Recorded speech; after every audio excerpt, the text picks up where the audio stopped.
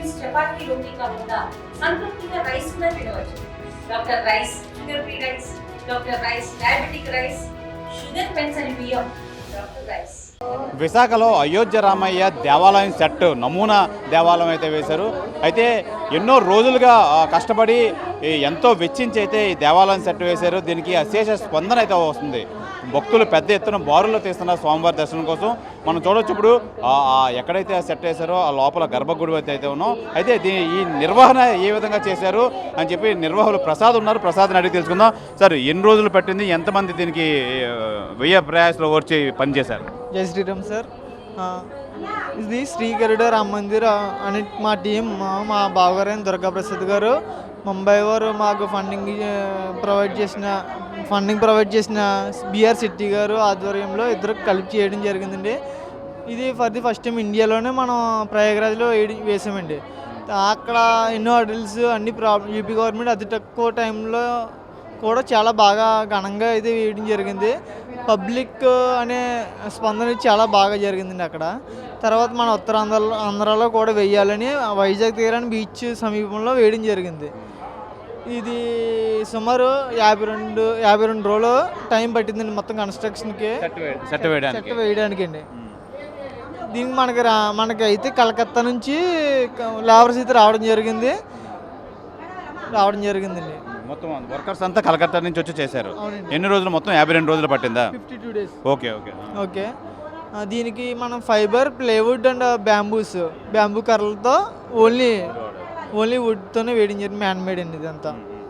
ఇప్పుడైతే మొత్తం ఈ అయోధ్యకి వెళ్ళిన వాళ్ళందరూ ఈ అయోధ్య నమూనా దేవాలయం చూసి స్వామివారిని తరించవచ్చు. అదేనా మీ మెయిన్ కాన్సెప్ట్? అదండి. అయోధ్య దూరంగా ఉంది కదా, అందరూ జర్నీ చేసి వెళ్ళారు.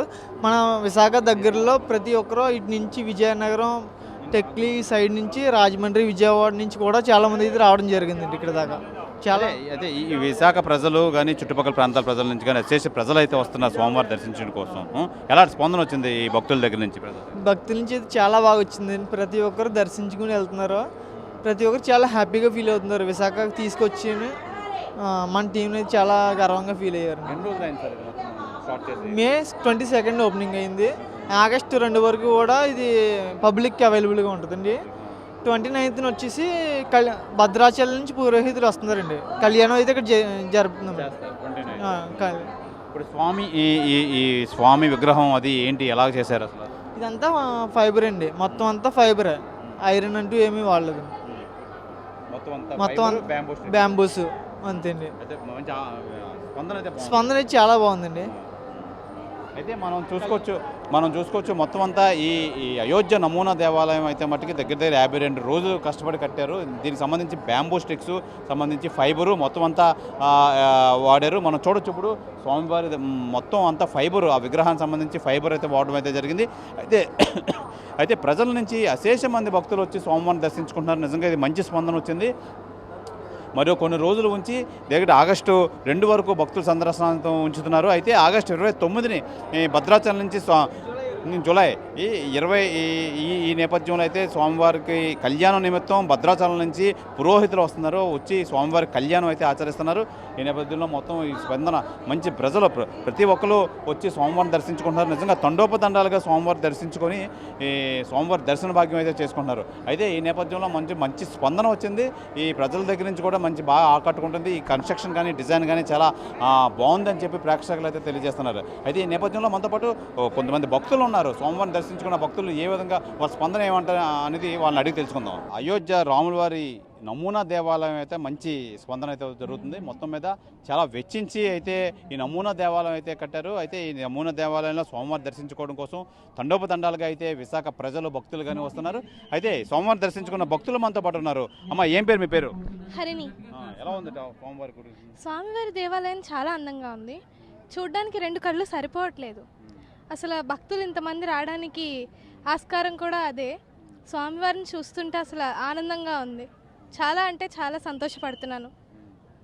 చెప్పమ్మా, ఎలా ఉంది స్వామివారి దర్శనం? అయోధ్య వెళ్ళారు ఎప్పుడైనా?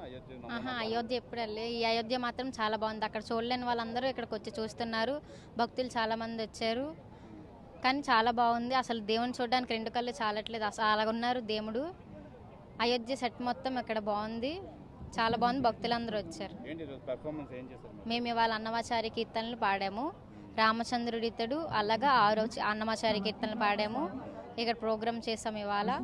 కానీ అయోధ్య మాత్రం చాలా బాగుంది, చూస్తుంటే అలా కళ్ళు నిండిపోతున్నాయి. అలాగా చెప్పడమ్మా ఎలా ఉంది? అంటే దూర ప్రాంతం అయోధ్యకి వెళ్ళిన వాళ్ళందరికీ దగ్గరలో అందుబాటులో ఈ నమూనా దేవాలయం అయితే ఏర్పడింది. ఎలా ఫీల్ అవుతున్నారు?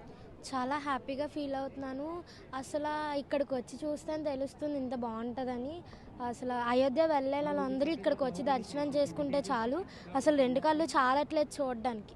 టెంపుల్ మాత్రం చాలా బాగుంది. చెప్పమ్మా, ఎక్కడి నుంచి వచ్చావు? బాగుందా? బాగుంది, చాలా బాగుంది అయోధ్య.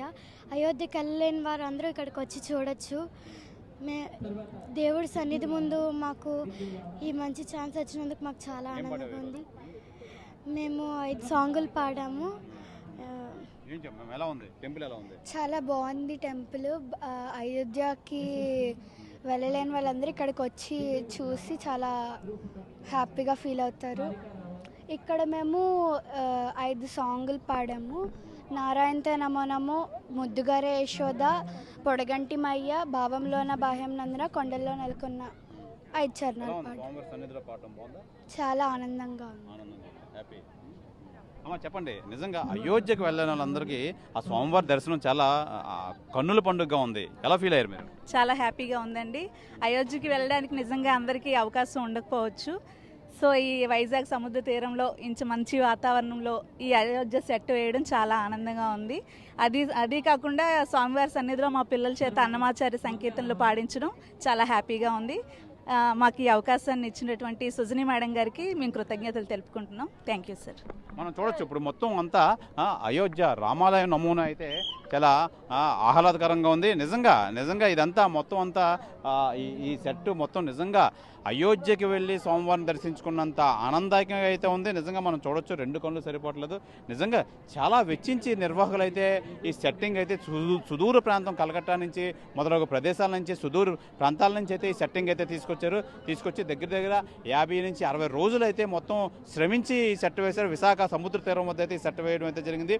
అయితే ఇందులో రామయ్య స్వామిని కొలువు తీర్చి మొత్తం అందరికీ దర్శనార్థం అంతా కల్పించారు. అయితే స్వామివారిని దర్శించుకోవడం, ఈ అయోధ్య నమూనాను చూడడం కోసం సుదూర ప్రాంతాల నుంచి వివిధ జిల్లాల నుంచి వివిధ ప్రదేశాల నుంచి అయితే స్వామివారిని దర్శించుకోవడం కోసం తండోపతండాలకైతే భక్తులు వచ్చి స్వామివారిని దర్శించుకుంటున్నారు.